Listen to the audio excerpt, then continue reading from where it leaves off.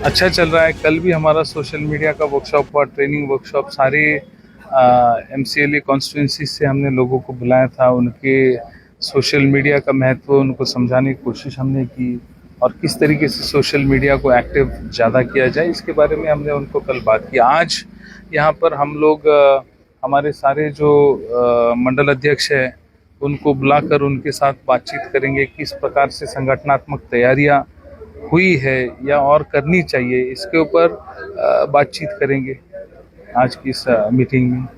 कुल मिलाकर 40 समष्टि है यहाँ पे बिहार में 5 जिला में भी। कितना समष्टि में आप लोग कैंडिडेट हैं?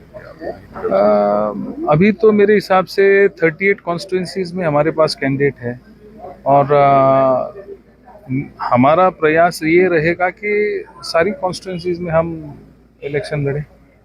सर अलायंस के बारे में? अलायंस के बारे में अभी तो ऐसे कुछ नहीं है। हमें हमारी पार्टी को मजबूत करके हमारे दम पे इलेक्शन लड़ने की हमारी कोशिश है, क्योंकि इसके पहले BPF जैसी पार्टी को हमने बहुत मदद की, उनके साथ हमारा अलायंस था। सेंट्रल में कांग्रेस की जब सरकारें थी तब बहुत सारा फंड हमने दिया, लेकिन इतना सब करने के बावजूद भी उसका क्या नतीजा निकला हमने देखा। तो पिछला विधानसभा चुनाव होने के बाद तुरंत ही BPF और हगरामा जी की पार्टी जाके बीजेपी के साथ अलायंस कर लिए। आज भी हगरामा जी हो या तुम्हारे प्रमोद बोरो जी हो, दोनों भी जाकर हेमंत बिस्वा शर्मा जी की गोदी में बैठ गए। तो ऐसी परिस्थितियों में ये थोड़ा जो कांग्रेस पार्टी का विचार है, उस विचार में और इनकी जो अभी काम करने का तरीका है, इसमें बहुत अंतर है मुझे लगता है। और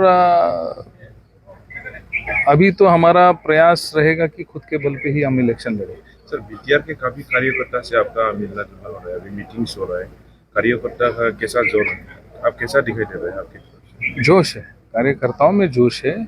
और अभी गौरव जी अध्यक्ष बने हैं तो एक युवा को पार्टी ने अध्यक्ष बनाया है।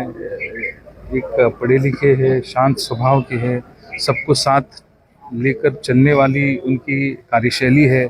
और मैं समझता हूँ एक युवा अध्यक्ष बनने के बाद पार्टी में भी सारे जो युवा हैं उनमें एक नया जोश पैदा हुआ है। काफ़ी लोग पार्टी ज्वाइन भी कर रहे हैं सभी जगह। आज भी मैं जब बोंगाईगांव में जहाँ रहता हूँ, वहाँ भी कई लोग आके मुझे मिल के गए जो BPF से थे, कि जो पार्टी ज्वाइन करना चाह रहे हैं। तो मैं समझता हूँ एक बहुत ही अच्छा पॉजिटिव माहौल दिख रहा है मुझे।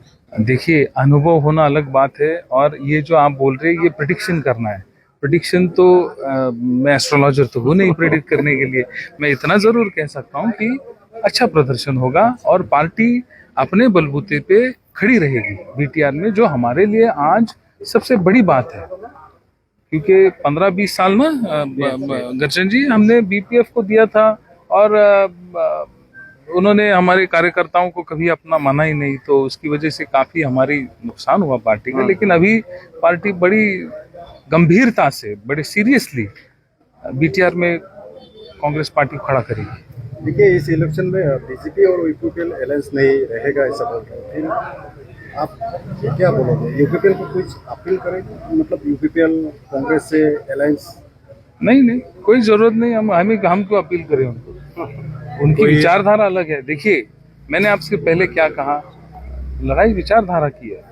UPPL जो BJP जैसी धर्मवादी जातिवादी पार्टी के साथ जाकर अगर सरकार चलाती है, उनसे फायदा ले सकती है, तो हमें नहीं लगता हमें ऐसी पार्टी के साथ कुछ रखना चाहिए। कि कांग्रेस की विचारधारा है सभी जाति धर्म को साथ लेकर चलने की विचारधारा कांग्रेस पार्टी की है, और इस विचारधारा से विश्वास रखने वाले और इस विचारधारा पर विश्वास रख के चलने वाले लोगों के साथ कांग्रेस पार्टी जाने का सोच सकती है। सर अगर कोई पार्टी अलायंस के लिए आगे बढ़ के कांग्रेस कर सकती है तो इसके बारे में क्या करें? अब ये वापस आपने वही सवाल कर दिया।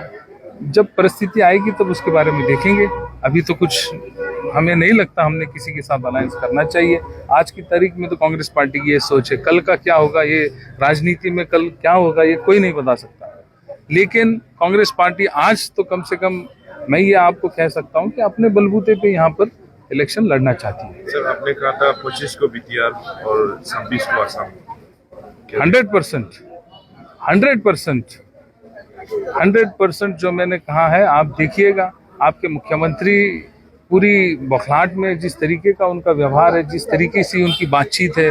अभी देखिए जिला परिषद का चुनाव बीच में हुआ, तो उस चुनाव में आपके मुख्यमंत्री ने एक ऐसा बयान दिया कि मुझे लगता है कि भारत के इतिहास में किसी इतने उच्च पद पर बैठे हुए किसी व्यक्ति ने नहीं किया होगा। उन्होंने कहा कि राज्य में जब असम राज्य में कांग्रेस की जब 10 साल के लिए सरकार थी, 10-15 साल के लिए जब सरकार थी, तो उस दौरान जितनी भी महिलाओं को नौकरी मिली वो उन्हें कॉम्प्रोमाइज करके मिली। ये ऐसा स्टेटमेंट मैं समझता हूँ, इतना इररिस्पॉन्सिबल स्टेटमेंट वो जब दे रहे, तो ये इनकी मानसिकता दर्शाता है कि ये डिस्टर्ब्ड है बहुत, और उनकी सत्ता जाते हुए उन्हें दिख रही है।